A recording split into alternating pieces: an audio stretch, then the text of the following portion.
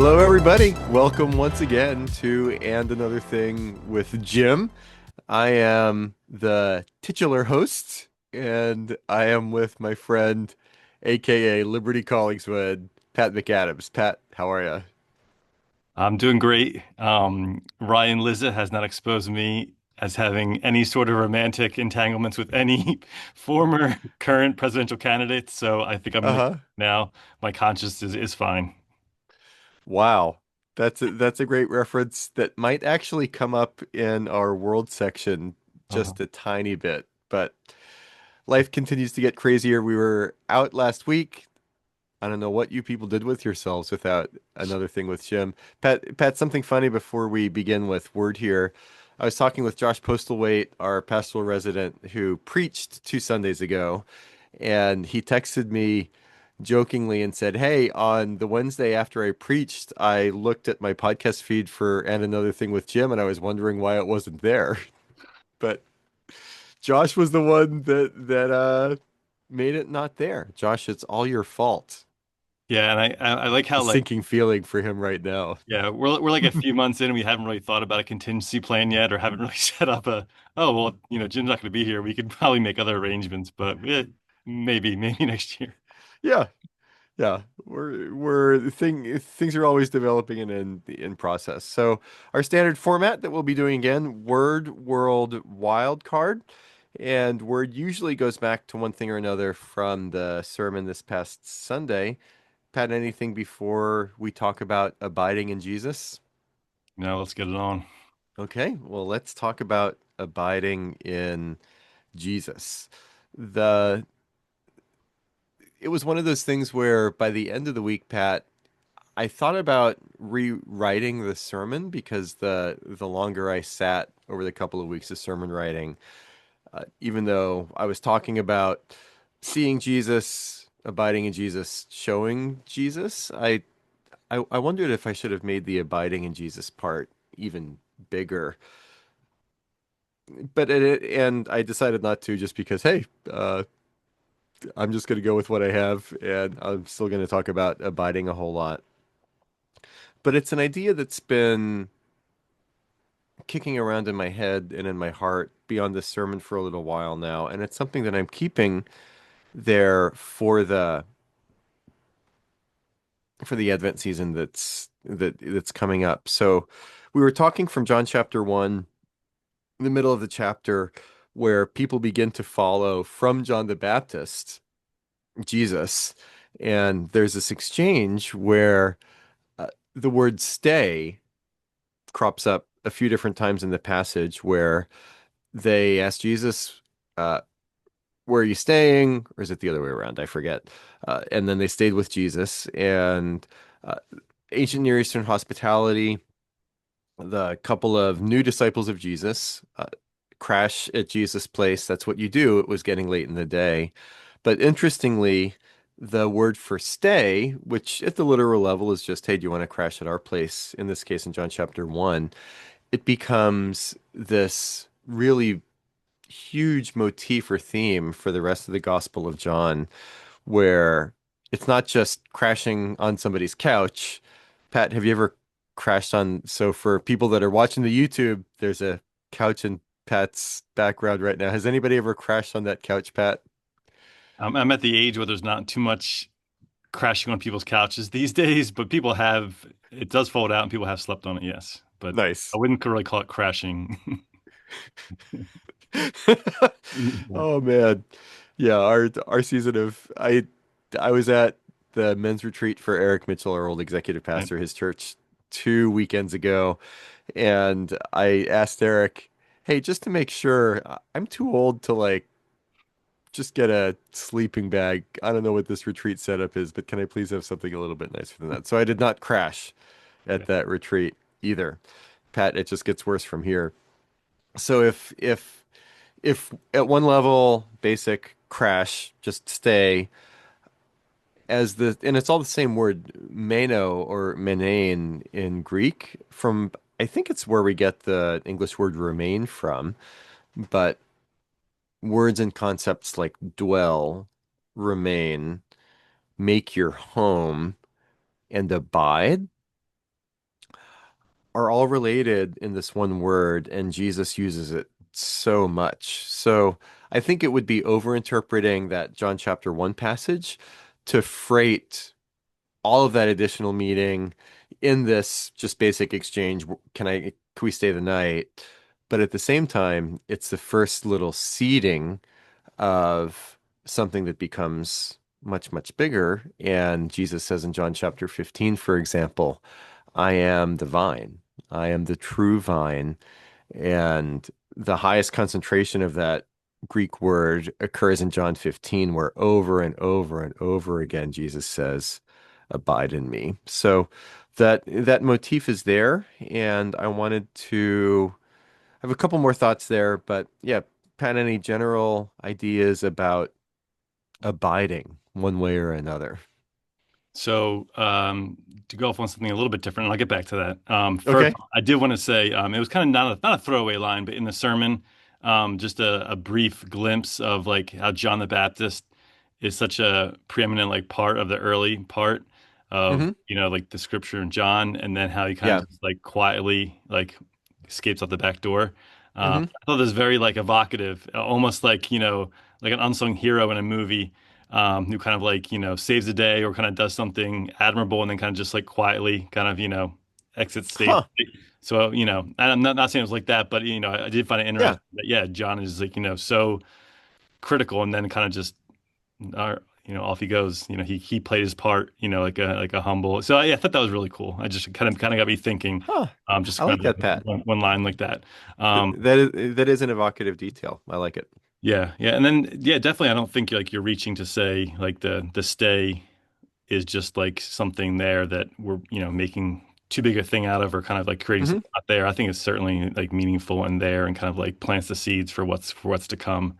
And then yeah, a lot of thoughts on abiding and how I'm kind of, I abide in other things and we can probably talk about that a bit more. Hmm. But yeah, this is my general thoughts. Yeah, thanks for that. And the truly mind-blowing thing, and I did mention this in the sermon about this whole abiding idea, is that how Jesus encourages us to abide in him is the same word that Jesus uses to describe how he and the Father abide in each other's presence and in one another. So just a little bit of going back to scriptures here. Jesus says, do you not believe that I am in the Father and the Father is in me? The words that I say to you, I do not speak in my own authority, but the Father who dwells in me does his works. So that abiding is not originated with us and Jesus, but the original, the basis, the foundation is the intra-Trinitarian relationship between Father, Son, and Holy Spirit. But striking all the more that Jesus doesn't switch words.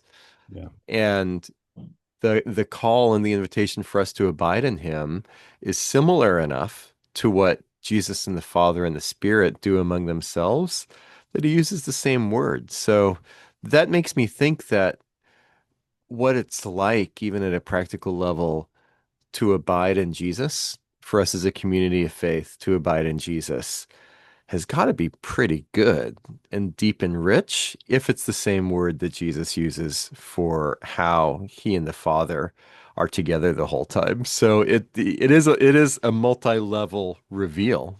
Yeah, no, that's pretty wonderful. That's like available to us.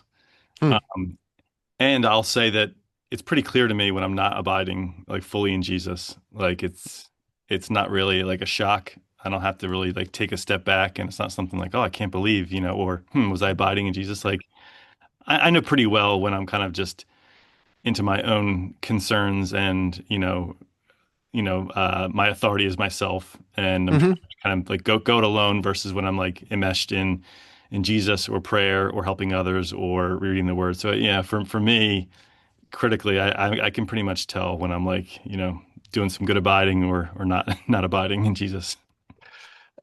I think that's true, and I would only add to that by way of nuance, Pat, that yes, it is easy for me to tell also when I'm abiding in Jesus and when I'm not, with the caveat.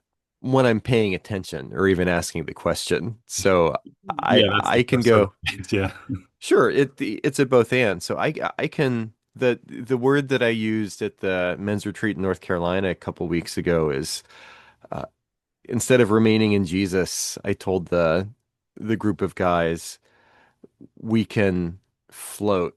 And I don't know if this is just a guy thing or more broadly, but we spend too much time just floating and wonder where the time went, whether it's at the end of the day, at the end of a month, or really long periods of our lives.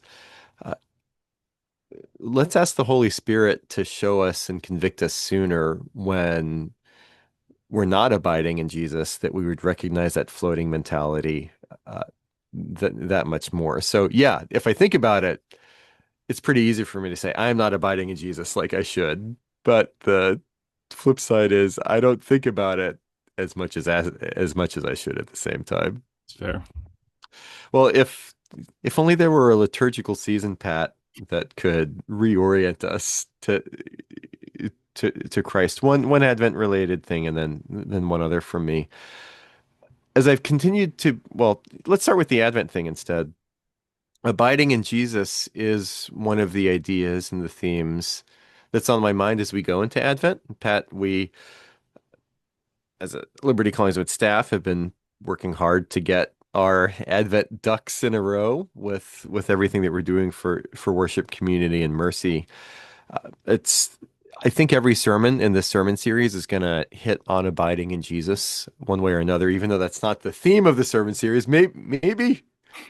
Maybe it's the quiet theme, the quiet storm that runs through the Advent sermon series, abiding in Jesus. Beginning of the liturgical year, let's reset our baselines with Jesus for the coming 12 months. We have a really important opportunity before us to make some first downs here, and I hope that whether through the worship stuff, the community stuff, the mercy and service stuff that we're doing, will people grow in abiding with Jesus more? And then one other thing about the uniqueness of abiding in Jesus, and this is more than I had said on Sunday, but this is kind of where my mind continues to go as I turn it around and revolve around it in my mind. This idea of abiding with Jesus, it's an interesting image that has a couple of different aspects to it. And the three that come to my mind here are relationship, nourishment, and security, where an abiding relationship in Jesus contains all of those pieces. So there is this relational component where we're with our Lord. Uh, but then abiding in Jesus, there also is this nourishment aspect where we're being fed by by this relationship. And then also we're able to let our hair down a little bit and relax because we're secure here. Maybe apropos to the holiday season also, Pat, right before we pressed record, I said that my two boys are back from college as of last night, and I hope that our home for them functions at least in part that way for them, where okay, they're under a lot of college stress and finals. The term for them ends Wednesday at midnight, so they're on their laptops banging away. But both now and especially after they finish all their term stuff, they can feel the security of being at home again, where they can relax, unwind, be nourished, and uh, luxuriate even in the relationships that God has given to us. We had a family movie night impromptu, minus Emily, who was at a Young Lives meeting, and Josiah was on the road. So, but still, we had a Was majority. there anybody there Me, aside from you? my favorite family movie nights, Pat, are when I'm solo. It was me, Micah, Jesse, and Clara. We watched a romantic comedy that I had not been aware of, About Time with Rachel McAdams and is it Donald Gleason? So not Donald Glover, Pat, but No. I mean both would have been great, but Donald Gleason, the Irish actor, and I as far as I'm concerned, we all had a great time. We were just watching a really sweet romantic comedy, me and three of my kids. We were abiding in one another. So all the more would we do that in and with Jesus. Yeah, no, I really like that. And I like how like relationship nourishment and I think you said security, Yep. they kind of all play into each other, kind of, abiding kind of like they all kind of can merge into one another and kind of Hmm. play off one another and help kind of boost each element of that. Um, and then yeah, I like the idea of like Advent as a fresh start. Especially like you mentioned in your sermon, like leading up to New Year's and New Year's Hmm. resolutions, like why not kick things off a month early and get That's right. yourself on a good path? So yeah, I like the liturgical calendar does provide for that at times. Um, you know, you can certainly always, pick up something or start something new, but it's nice whether it's, Easter, Lent, Advent, why not pick for some people who like need structure and need to have like a finite, like, all right, I'm going to start this now. Can't be Hmm. muddy. I need to have like a starting line and a finish line, like start now. So I do like that. And then, yeah, like subtracting something in order to kind of like Hmm. create space. Um, like even for me, I'm sure if I looked at my phone 1 hour less a day, each day, like even right there would be just like such a like a kickstart. Yeah. And again, like that for some people that may be easier said than done. Hmm. A lot of like these addictions or stuff we're really into aren't something you can like kick in Yeah. the habit right away, but you can certainly like, chip away at it. Yeah. Yeah, I would wholeheartedly agree with that, Pat. One anecdote from my own family to underscore that before we move on to world. I was talking with I didn't ask her permission, but I don't think she would mind. Jessie, my 11th grader, and she was opining about how it's harder for kids today than it was in earlier generations when it comes to screens and screen addiction and difficulty in deep thought over prolonged periods of time. She was saying it in a really open-handed way. It wasn't just grousing, but I agreed with her that it's pretty demonstrable scientifically that with the inundation of screens, our higher level thought, creativity, etc., is being compromised in that way. And I did not have that same level of challenge growing up as a non-digital native, but hopefully I gave her a lot of sympathy. And oh, the she brought that up because I asked her what she was reading besides the Bible right now, and she said, "I'm not really in any book, and I feel bad about it. I feel guilty. It's just easier, especially if I'm a little bit tired, to just chill out with a phone or with a screen for a little while." And my encouragement was, I get it, but it's not an all or nothing thing, and as it relates to reading, but then also abiding in Jesus, these are skills and muscles that we can build up over time. And I told her that for myself, I can go through periods, including one a couple of months ago, where I just found that the phone creep was occurring and I was reading, contemplating a little bit less. And once you kind of get on that trajectory, there's momentum in either direction where you've been overexposing yourself to screens, it's easier just to keep doing that than push back. But if you do buffer up those muscles a little bit, it is easier just to put the screens away and pursue things like pursuing Jesus a little bit more. Yeah. And I will say, I'm not sure if Jesse will ever listen to this, but as someone who is like, I would say I'm a child of the 90s, probably born in 85, I guess. You're Yep. maybe more of a child of the 80s, let's say late 80s. Um, Very, the very, yeah, just the um, tail end or the front end, depending on how yes. you look at Yeah. it. So I think Jesse's 100% right. I think it's much more challenging in majority of ways to be like a teenager now than it was even like back in like the late 90s or late 80s. So I think, yeah, she has my stamp of approval on her thoughts and how difficult it is.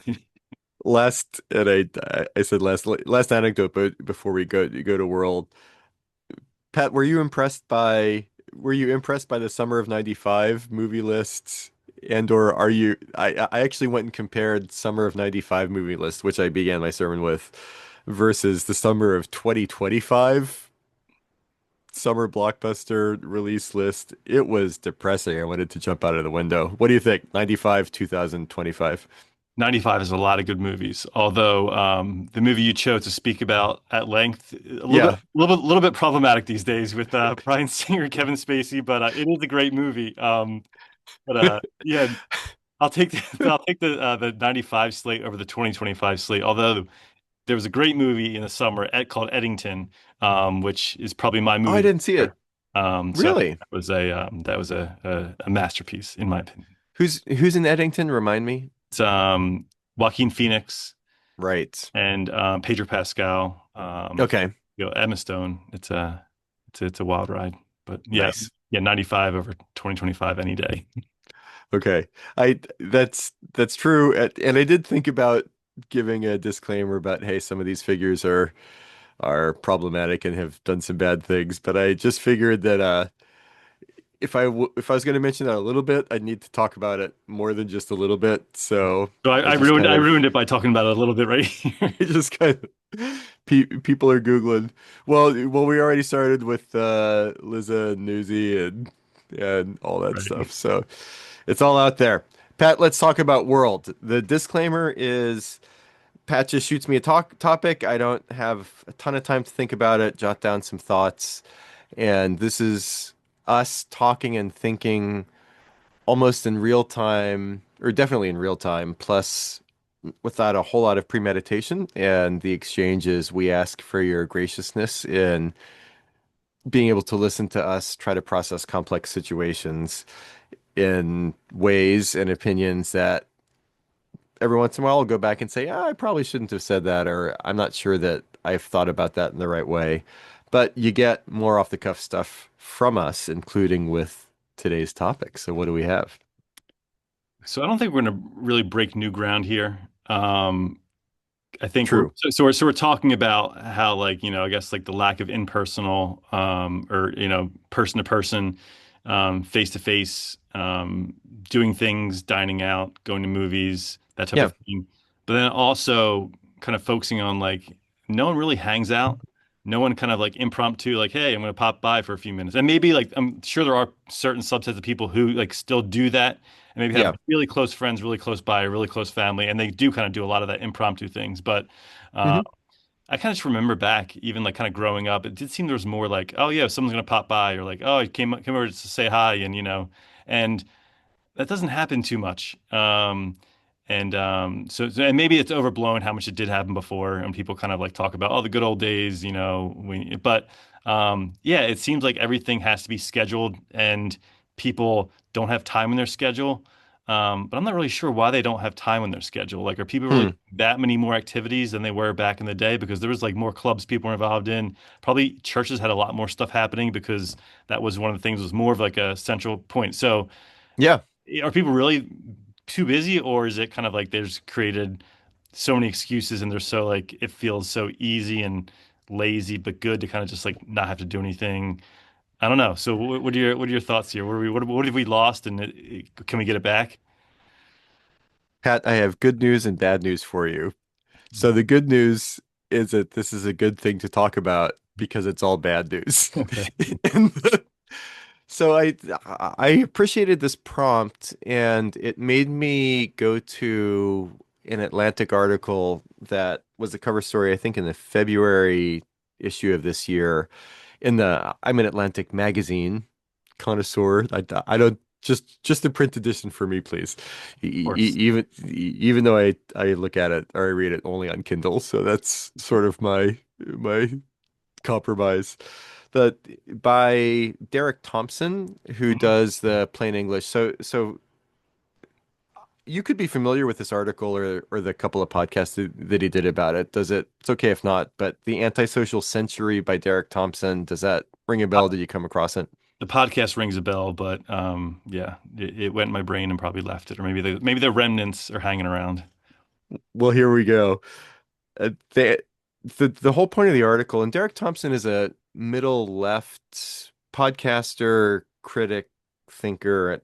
I like him a lot. So he's somebody that is somebody who's not beholden to progressive orthodoxy in every way. He's a good thinker, critical thinker, and has a good way of kind of taking apart common assumptions and looking at them from a variety of perspectives. So in some ways, this is not controversial at all. He starts with the statistics about saying, hey, it's not just you. We really do spend a whole lot less time with other people. And uh, the couple of anecdotes, far more often than people used to, people go to restaurants alone. And there's a much higher, COVID accelerated, but did not originate these trends. Restaurants do a ton more takeout business than they used to. And you see that, or did we talk architecture of houses and kitchens a couple, Yeah. Uh-huh. maybe a month or so ago? Uh, Architecture of restaurants was altered by COVID, where just sort of the takeout wing has been expanded, and there's less dine-in seating in a lot of restaurants simply because people don't dine in, and that's especially dining in with other people. The There was a sociologist from Harvard, Robert Putnam, who wrote, and he was a on speaker circuits and that sort of thing. Bowling Alone was the title of his book from the early 2000s, about how, unlike 25 years before that, when there are tons of bowling leagues, you see a lot more people showing up at bowling alleys and just bowling alone. So that was a structuring metaphor for how we're more isolated in the year 2003 or whatever it was versus the 1980s. And in some ways, this Thompson article was an updated and more dire bowling alone, just saying that things are much, much worse. We do statistically, as far as these things can be measured, spend a lot more time alone, and we spend a lot more time at home than we used to. So we are in our homes much more than we used to be, as opposed to out and about, and we are alone more of the time. Interestingly, and I'll pause after I say this, uh, the bad news is that the more uh, socially insecure people are at risk to one extent or another, are more likely to be alone by themselves in their apartment or in their house. So the younger you are, the less education level you've attained, the less money you have, and if you're not in a relationship or married, you are more likely to be alone a lot more, which, and much more than people in those similar categories or cases were 25, 35, 45 years ago.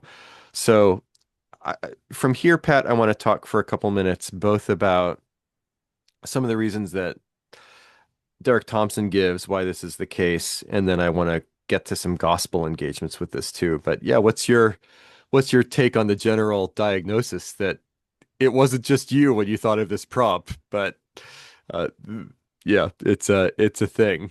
Yeah, so I think what I think is interesting is that like the introverts, or people who maybe like could use some more like relationships or in like that's not going to happen just by nature of like it's basically trending downward.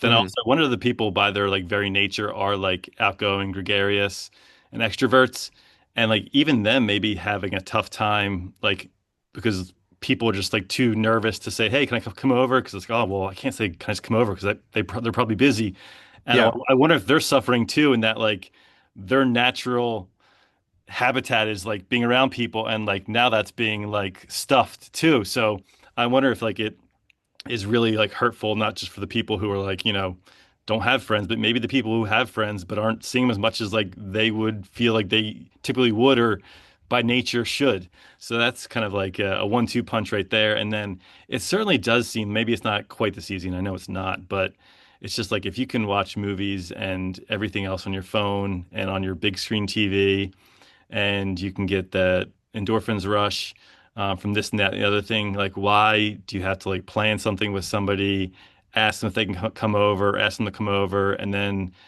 they're probably gonna say, "Oh, I can't really do it." Then you get discouraged, and then you don't really talk to that friend about doing an impromptu hangout for like 6 months, and then by that time hmm. you're less friendly with them, and so it's just it's ugly like all across the board. That's what I have to say. It is very ugly all across the board. And the Thompson article I read back in February, I think I got to it in March when it was first published, but I went back super fast before this podcast today and skimmed over it. Thompson talks a little bit about introversion, extroversion, and I think his takeaway would be it's hard on both camps. Yeah. And not that everybody slots in super neatly between introversion and extroversion, Yeah. but I think the thinking and prevailing wisdom is we can introverts, and I'm an introvert myself, we can overinterpret our introversion and let us be overdriven by that. And so introversion doesn't mean that we don't need connection with other people, but we can actually lean too hard into our introversion. Oversimplification. Yeah. And yeah, super hard on extroverts in this cultural moment also. And yeah, let's go on to talk about some of the why of why we're so much less connected and more alone than we used to be. Phone technology, giant aspect. Mobility, another aspect. Thompson mentions, and I hadn't thought of this, there's been and he is a multidisciplinary thinker, which is one of the reasons that I like him. So he says that public funding for third spaces has drastically decreased over time. So parks, playgrounds, municipal areas. There was an upswing in third space consideration with new urbanism type stuff, actually 20, 25 years ago. But I wonder if that's peaked, where third space is like a coffee shop or a public library. I would bet that there are more people at coffee shops on headphones and alone than they were 10 or 20 years ago. Mhm. And sometimes when I do coffee shops, that's exactly what I do. I just need to crank some stuff. But going to hang out is less of a thing. Corner bars much less prevalent than they used to. There's more corporate bars, but corner bars with, you see the whole Cheers Yeah. thing from the from Right. from the sitcom. There's less of those. And Netflix and chill is just a giant thing. A couple of effects.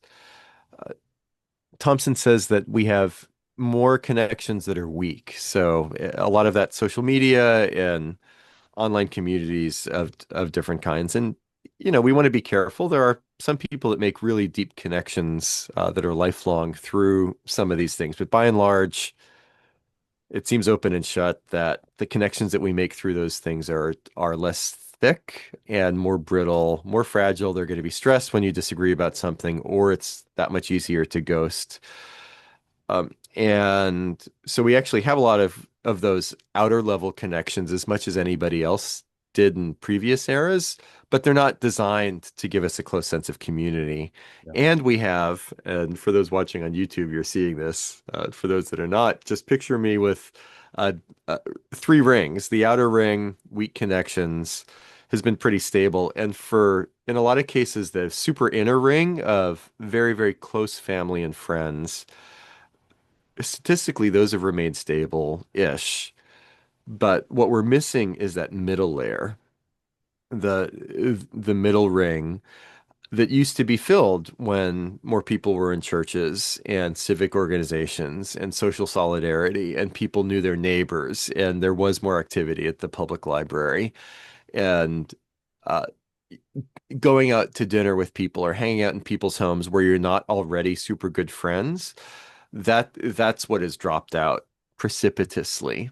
And what we're left with is a couple of super close people to us and the inner ring, and then what we have is the outer ring that's super brittle. But if we don't have that middle ring, Thompson says we lose a lot of socialization and patience and tolerance with people, where with the super inner ring, even if they make us incredibly angry, we're less liable to cut. We're stuck with them and we don't need to behave with them either because we're this is our these are our people for life.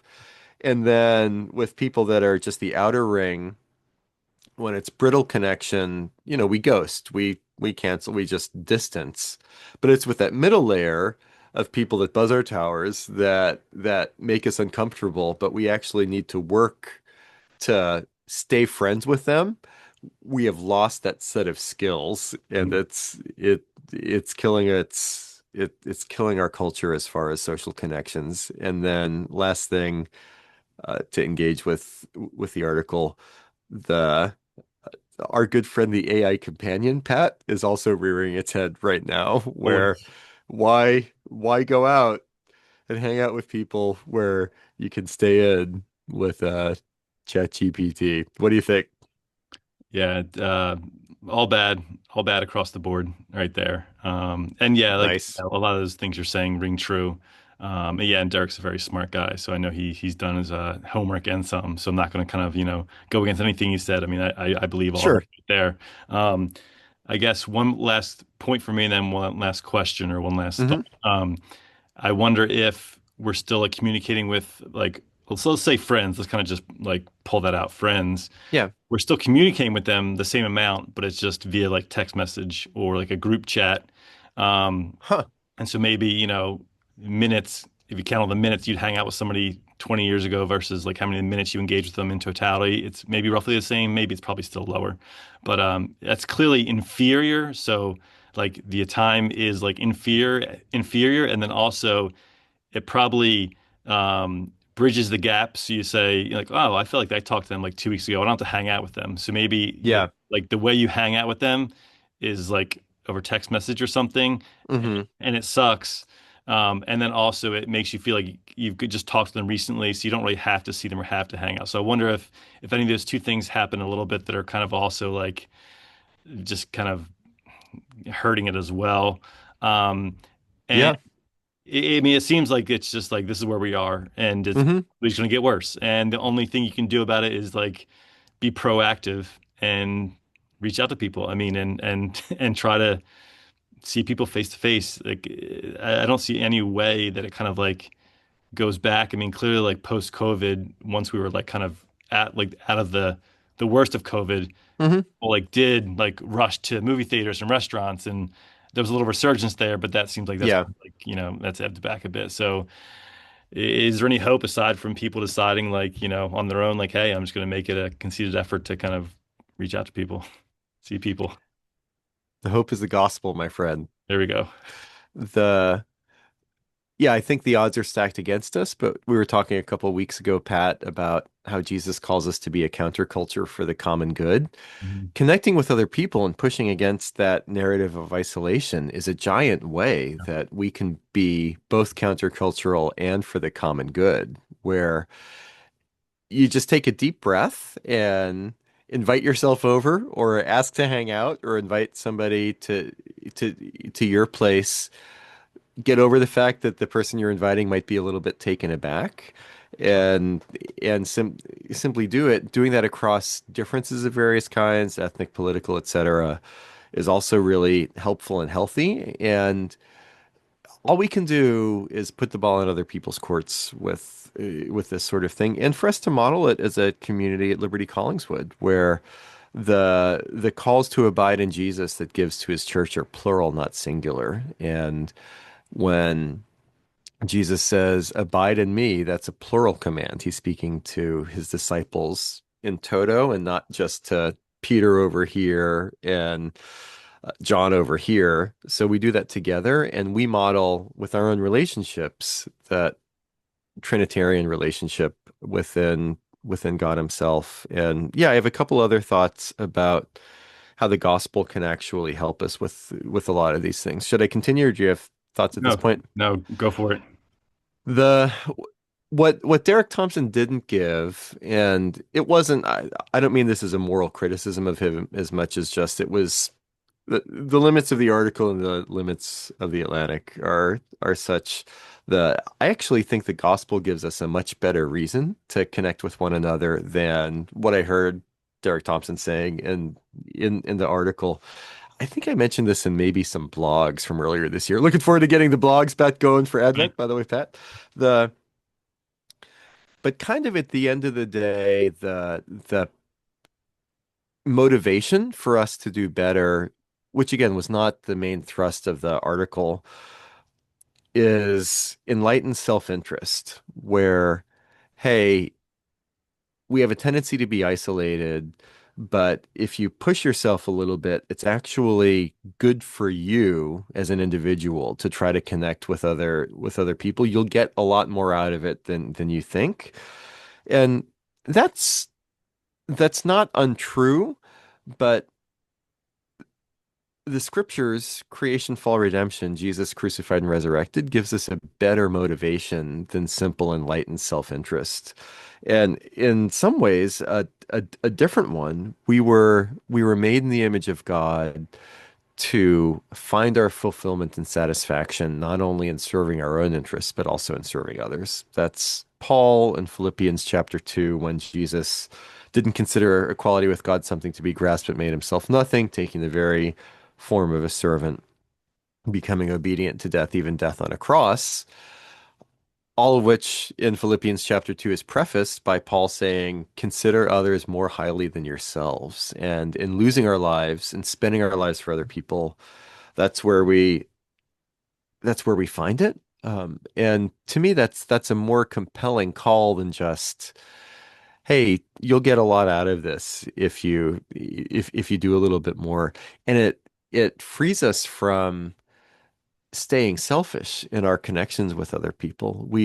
Pat, I feel like we've had some nuanced conversations since we've been doing this fall about wellness culture in different ways, and we want to be careful not to paint with too broad of a brush. But wellness culture, as it can be practiced in the secular late modern West, it puts a limit on our connecting with other people if there's an affinity between wellness culture on one hand and enlightened self-interest on the other, which issues forth in saying, hey, you'll be more well yourself if you connect with other people. But if that's all it is, my wellness competes against other people's wellness sometimes. And if there's not a gospel reason to bridge that gap, it's community according to enlightened self-interest and wellness. And pendulum swings. There are sometimes when it's both. When I should say no to other people or reaching out to other people because it's just too much. But there are other times when I should push myself beyond what I think I need for the sake of others. And exactly that's what Jesus has done for us, that I don't see wellness culture in itself giving us a reason to do. So uh, I have a couple things too from the men's retreat, North Carolina, but any thoughts about those things? I think you just need to keep cruising along. Although I will say, I think, yeah, if it's a byproduct or a secondary aspect that, you get something out of it, then sure, like, that's Yep. going to happen naturally. But yeah, I agree. That shouldn't be like, one of your goals, one of your thoughts going into it. Yeah. So, or we could put it this way, primary versus secondary, where the enlightened self-interest kind of flips those things, where the gospel says we should connect with other people primarily to serve other people and glorify God, who in Christ has first served us. And secondarily, we find our own satisfaction in doing that. Right. The secular narrative flips it, where, hey, this is really good for you, and there's a side benefit to other people, which I think limits how much we would want to connect with other people. Two things from the men's retreat, and then we have wild card still to come. One of the key verses for the men's retreat that I talked about was Genesis 2:18, where God has created Adam first, not yet has created Eve, but he observes it is not good for man to be alone, or is not good for that the man should be alone. And at the men's retreat, I said, this is not just a statement about marriage, although it is, but this is a statement about human community where, according to how God has made us, it is not good for us to be alone, which I said explicitly, I'm not saying that to make you feel guilty if you do feel alone, but to think back to how God has made you in his image. And for us to think I'm better off alone and it's not good for me to be connected to other people, that's not true. And it's a lie. And so as we push against this self-defeating impulse towards isolation, we are leaning in not only to how Jesus has redeemed us to be, but how God has created us to be. And we can actually learn over time that as I seek to not be alone and be in community with other people, that's actually how God has made me in the first place. So to connect with others, we are not going against our nature, but we're actually living in line with it in the first place. And this was a men's retreat, so I I spoke to the guys more directly. This is less directly appropriate here, but I said, guys, we can think sometimes that being connected to other people is good for ladies, but we don't need that. Understand that God was not just speaking to the ladies when he said it's not good for humanity to to be alone. So do guys and girls stereotypically or in generalities connect in the same way? And do we need the exact same things from connection and community? Maybe not, but for both guys and gals, it is not good for us to be alone. And the other part is a couple of side conversations I was having with lay leaders kind of in men's ministry and wanting guys to connect with others. They were saying, "Yeah, I'm really excited for the guys that are at this men's retreat. I'm disappointed by some people that are not here." And I said two things. One, that's never happened at a Liberty Collingswood men's retreat before. Just kidding. Said, "Yeah, that's typical." And what you can go back and tell some of those guys, and at least in some cases, for some of the guys that didn't go on that retreat, they probably thought, I already have my friends at church and I don't need more. But the fallacy there is, okay, you might not feel like you needed to be on this retreat, but there are other guys that don't feel as connected. We needed you here to be able to connect with them. That's not enlightened self-interest. That is truly and deeply serving other people. And the gospel gives us the reason for other-centered community as opposed to self-centered community. Right, and that's the final word on that. Okay, we solved it. Derek Thompson, Yep. thank you for being a conversation partner, but we just totally dunked on Derek right there. This is great. I'm just kidding, Derek. Thank you for your edit. Yeah, I'll shut up. Okay, All right, we're gonna wrap it up with wild card. And for wild card today, just want to kind of do some quick shots coming at you in regards to Thanksgiving. So just want good. some just get your opinions on some things, and we'll kind of go down the rapid fire here. Are you a passive or active Thanksgiving person? Meaning, are you somebody who wakes up on Thanksgiving, sits down, has a cup of coffee, sits around, watches football, watches movies, or are you someone who gets out and volunteers, goes for a run, goes to a local this or that or the other thing community event, or you like, I'm just gonna kind of like this is a kind of time to relax with the family as opposed to like be out and about and doing things. Um, and you don't have to feel guilty about either one. An old Dave Letterman joke from the 90s that could be cancelable, but I'm not gonna I'll leave it to Pat Legal. The Letterman in the mid 90s said, my mind says Amy Fisher, but my heart says Joey Buttafuoco." So I would love to be able to say that I'm doing all those other things, but Thanksgiving just tends to be a home front sort of holiday for me. And I'm happy to be with family and recharge. So I actually sort of think that Christmas is more of that, and the Advent season is more of the pushing out to serve other people. I hadn't thought about this either way, but this is at least how it functions for me. Maybe I should change it. Thanksgiving is recharge, enjoy, family, and then I push out during the Advent season. So yeah, what's your take on that one? Yeah, I'm a passive, and I feel good about it. I'm fine with it. Okay, Passive guy through and through. there we go. There we go. Not in all things, but in Thanksgiving Day. Good. Um, Everyone talks about how turkey's terrible and why do we eat turkey and blah blah Yeah. blah.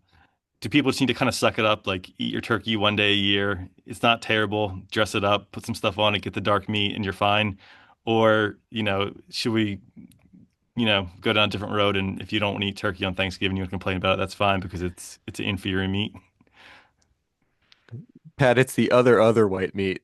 And the Anger family tradition after Thanksgiving for the days afterwards, this was my parents. I don't know where they got it from. We have turkey sandwiches for a few days, white bread, mayonnaise, sliced olives, shredded turkey, and lots of salt and pepper.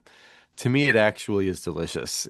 But in my mind, the redeeming quality of the turkey itself is the turkey sandwiches that we get afterwards. So I would be in favor of pivoting from turkey unless it's a turducken or a fried turkey Okay. if you want to get Cajun on it. And yeah, I think it's much ado about nothing. Turkey is like grits, where grits is just a delivery system for butter, salt, and pepper. Okay. And turkey is a delivery system for anything else that you want to put on it or put with it. So I guess as I'm talking it out here, Pat, I am anti-turkey. I am against the turkey man. Okay. I'm anti you being anti-turkey, but yeah, I think Well, do you actually enjoy turkey or do you enjoy no, not too the much. thought of enjoy? Not too much, Okay. but that's not what life is about. It's just enjoying things all the time. No, no. I, So, and I'll yeah. expose myself as a sicko, which I've done before in candy pod. Yeah. But no, Right. not as much of a sicko, but I mix everything together. So I mix Okay. mashed potatoes, the corn stuffing, gravy, uh, cranberry sauce. It all goes in one big pile. So perhaps I cheat the system by kind of turkey's like a 20% of the food that's going in my mouth at any one point in time. So yeah. I think before we press record, I told you that my son Josiah's 22nd birthday is tonight. He requested from Emily a birthday gumbo. Pat, I will eat 1,000 gumbos before I eat a turkey, and I will be 1,000 times more thankful. So, next question. Um, Cranberry sauce, the classic old stuff Yep. in a little can, or the fancy stuff, which is like that's good for you, fresh. What are your thoughts on that? I'm Big Tent when it comes to cranberries at Thanksgiving. So, if I'm anti-turkey, I am pro cranberry. So, I like the traditional Grange or Betty Crocker style. I like the gourmet, upscale, more recent interpretations or elevated versions. And I like a simpler, healthier cranberry also. I wish cranberries would be year round. It might be a seasonal fruit or berry. I don't know, but the yeah, less turkey, more cranberry. Okay, okay. And then last question. Yeah. After the Thanksgiving meal is complete, it's eaten, maybe you're on to dessert, maybe not. Like, what does your Thanksgiving evening look like? Is that just sitting around listening to some music? Is that watching, like, start decorating for Christmas, watching a Christmas movie, watching football? What do you have like a general thing you'd like to do at night? And has that changed with kids being different ages also? There's I think the bottom line is we want to just get a little bit more family time. There could be a Thanksgiving pipe involved, and the Saturday after Thanksgiving is when we get out all the Christmas decorations and do the tree and all that. So it is a start, and then also late Thursday night is when the there could be a little bit of Charlie Brown Christmas that that begins to filter in en route to decorating the house, getting up the Christmas tree with Handel's Messiah on Saturday morning. So Okay. it's all glorious from there. Yeah. Okay. Well, sounds good. So we know all of Jim's Thanksgiving plans, That's right. all his hates, everything else. Stokes Avenue. So I think Yeah. we're good to go. Okay. Well, hey everybody, feel free to write in another with Jim at gmail.com. And that's what we have for this week. Happy Thanksgiving, everybody.